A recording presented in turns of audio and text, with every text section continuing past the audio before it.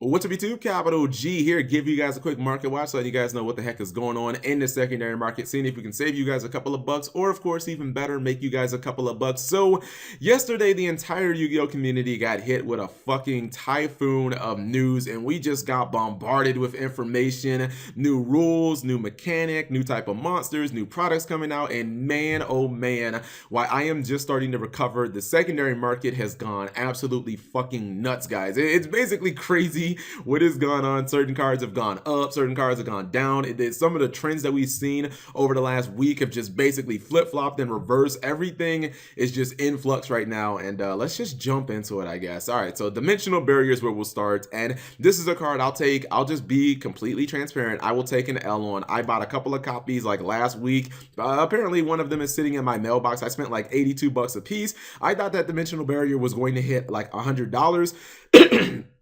And the card was trending upwards. It was like at $85 and going up. It has basically went the exact opposite direction, currently sitting at about $75. And most of you guys know it's because that this card obviously does not, it doesn't cover the link summon, and people are saying, man, is dimensional barrier, is it on a clock now? Is it going to become useless in August? Like, I don't really know if I want to spend that much money on a card that isn't going to cover the new mechanic. That's a little scumbaggy of Konami. They release a card like this right at the end of the 5Ds era, and then they release a new mechanic like 3 sets later. Like, what the fuck, Konami? What are you doing? But the thing is, guys, in the short term, dimensional barrier is still going to be an excellent card. I think it could rebound. I'm not saying that because obviously I've got a couple of copies that I'm losing money on. I'm saying that because obviously YCS Seattle is going on right now, and if Zoodiacs come out and they dominate, then you know you will be basically playing this format for the next 6 months. And a lot of people are expecting Zoodiacs maybe not to get hit on the ban list because the new rules might check the archetype. But yeah, a lot of people don't have confidence in dimensional barrier right now because it just doesn't cover the link summon, and its price is just it's flailing, guys. It's flailing. Zoodiac Barrage is also taking a hit. This card was up to about $115. It is down 20 bucks, and I think that this has to do with the rule changes. A lot of Zoodiac players are thinking, man, I know my deck's going to be awesome for the next 6 months, but am I still going to be able to spam the field? Obviously, Konami hasn't hit Zoodiacs in the OCG. Maybe the link summon and the new rules was why Konami felt like they didn't need to hit the actual Zoodiac archetype. And I mean, it's still holding a really good price of $90. I think that this is one, honestly, that people should just watch. Like, if I didn't have Zoodiac Barrages, I would not buy them at $90. I would just wait. And if I had Zoodiac Barrages, I would not sell them at $90. I would just wait. Like, wait until after Seattle, see how the Yu-Gi-Oh community reacts, see how they do. Obviously, if you have these, you're just crossing your fingers. You're hoping that Zoodiacs take like 20 spots in the top 32, and you're hoping that they have a good showing that will basically give players the confidence to pick up the cards, people who don't have them already. All right, let's start with that link summon hype. Jonathan Moore put out a video yesterday spotlighting the Agent of Creation Venus. Holy hell, I'm not gonna say that he's the one that did. Well, fuck it. I mean, it was obviously him bringing the attention to the Yu-Gi-Oh community. Holy shit, Johnny Chan. This card has just skyrocketed. It was $1 yesterday, and now it is almost $10. And it's obviously because with the Agent of Creation Venus, guys, you can obviously normal summon it, pay 1,500 light points, get 3 shine balls, and you've got 4 monsters on board. And the thing about it is, could you think about like a monster that has like a link of 4? Like, you think about how powerful that's probably going to be, like some Shockmaster type shit. Now granted, some link monsters like Decode Talker, he requires effect monsters, but some of them don't require effect monsters. They might just say 3 monsters. I know the new Gaia card, if I'm not mistaken, he just says 3 monsters. So I mean, this card honestly is just an instant Gaia. So I think that this card would be really good moving into the Vrains era. So we're gonna have to watch this one. Obviously, there are some versions that are like common, but if you guys want to bling it out, it looks like you're spending almost $30 for a playset. This one should have been pretty obvious. Wherever Venus goes, Shine Ball is clear to follow, and they came out of the same set, same rarity, Yugi's World Legendary Collection 3. And yeah, Mystic Shine Ball used to be 84 cents, and it's about $3.50, guys. And you pretty much you have to play 3 Shine Balls. Like, no one's gonna play 2 copies of Shine Balls. Also, it doesn't really make a lot of sense when it comes to like shine balls, they have like 2 super rares and like 1 common. That's kind of ghetto. So usually when shine ball goes up, it tends to like spike really hard because people buy the card in 3s, because you obviously have to play 3 of it. And I mean, basically, as long as Venus is relevant, shine ball will be relevant as well. And as it's looking right now, it does look like Venus is going to be extremely good for the link summoning mechanic. So yeah, this card, I'm not gonna say should, but it could stay up for a while. All right, Senet switch. This is Yu-Gi-Oh community at its best. I don't know what the, like, this one I don't really get at all. I understand that people have been talking about pretty much the last month at nauseum, Yu-Gi-Tubers, about why Konami never really used this mechanic that they kind of touched on in CyberDark Impact, the ability to like use adjacent zones and move your zones around and whatnot. And obviously Konami said, all right, we feel you guys, we'll make our entire new mechanic based around it. Senet switch basically allows you to take one of your monsters that is on the field and move it to an adjacent unoccupied monster zone. Okay, reading is fundamental. The card was 30 cents, guys, and it is sitting at a staggering what is this, $9.85? Let's fuck it, let's just round that up to $10.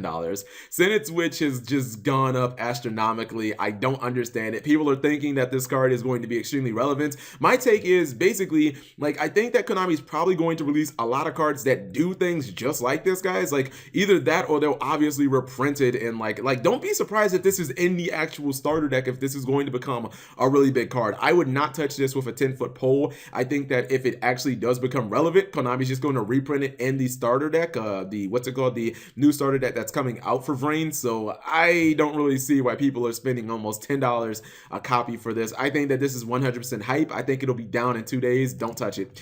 Ground collapse. All right, another Yu-Gi-Oh moment. Ground collapse is up to $6.50 for one of the commons in Dark Beginnings. It originally costed 50 cents. And as I said in my Duel Links video, guys, I was playing the game when Pharaoh Servant came out. This card was like, everyone thought this card was hot shit. It never did anything. It was a colossal failure then. I think it could be a colossal failure now. The original copies from Pharaoh Servant were 70 cents. They're up basically to $5. Here's the mindset I think people have and why this card has gone up. I think that people believe that they can play Ground Collapse and that they can occupy that zone that's at the top, the extra deck monster zone, and that their opponent will never be able to summon monsters from the extra deck. Like, they'll never be able to get a link summon off. They'll never be able to expand their field and go into their extra deck. Like, the thing about it is, guys, we don't, like, as far as I know, we don't have that ruling yet. Like, if that ruling becomes true, and yes, you can basically hit that zone before your opponent ever gets to put anything in it, like, yeah, Ground Collapse will become absolutely busted. Like, it would be an amazing card, but like, why invest in this before we even get that information? And, you know, even though people say, oh, well, there's Spell and Trap Destruction, I mean, Vanities has Spell and Trap Destruction. That doesn't make Vanities anything as bad. Like, Ground Collapse would become a legitimate floodgate if it does that, but, you know, this is speculative. This is like all based on a ruling that we haven't gotten, to my knowledge. So if we get that ruling and it is true, then yeah, like, Ground Collapse becomes broken. But as of right now, I see no reason to invest in this based on what could possibly happen. Blazing Mirror Force, no, not the golds. Those look kind of dank. The secret rare copies of Blazing Mirror Force have gone up. They basically doubled. The market normal price was $2.57 TCG player. It has gone up to basically $5.25, $5.26-ish. I think that this is because Glasgow did post a regional top 8 of a Chainburn deck, and it was running a couple of copies of Blazing Mirror Force. Honestly, there could be another reason, but I can't think of any other reason. And truth be told, I was thinking about running Chainburn at my next regionals just because everything is fucking Zoodiacs, and I'm like, fuck that. I'd rather just play a troll deck where I know you don't side deck against it, and hopefully I can get some free wins. So I think that Chainburn players might be looking at this and thinking, maybe this is the answer to beating Zoodiacs. Just play some shit that can't be affected by Dryadent, and that can't be affected by D-Barrier and Solemn and stuff like that. So maybe that's it. I can't think of honestly any other reason. Wonder Wine is also skyrocketed. I think this is because Fusion Enforcers, we are getting close to the invoked archetype being released, or the Eidolons as they were called in the OCG. And obviously this card is super good with Wind Witches. It's super good with the invoked. Obviously Alistar is a spellcaster. You can equip it to him, send it to the graveyard, draw a couple of cards. I think a lot of times what people do is once they get their 1-card Crystal Wing from the Wind Witches, the other Wind Witches in the deck, you definitely, like, you can just send them to the graveyard, draw more cards, and then you can banish those same Wind Witches for you know, more like, what's it called, for more like Eidolons. You can bring out more copies of Radine. I think Radine, I don't think that's his name anymore, but you can bring out more copies of him Now, Wonder One was up a little bit, the ultra rares from like Generation Force.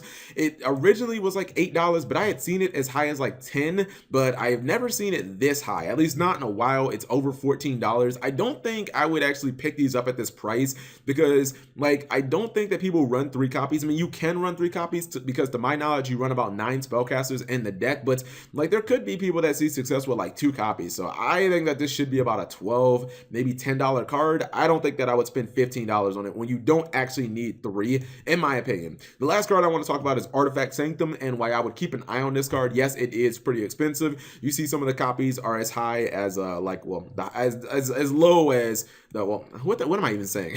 The lowest price here for the mega pack is over $38, and this is a lone copy right here for $30, which happens to be the cheapest, but after that it goes to basically $37, so basically the same price.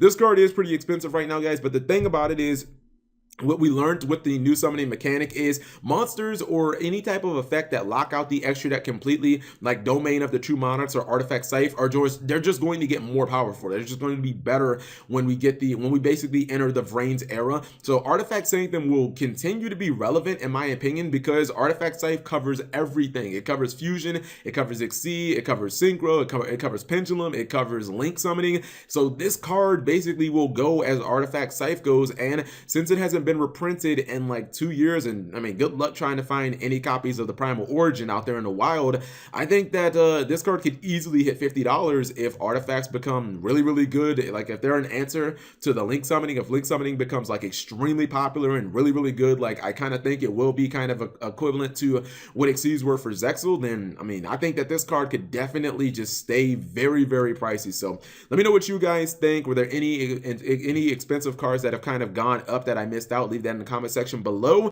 Give the video a big thumbs up and subscribe if you have not already.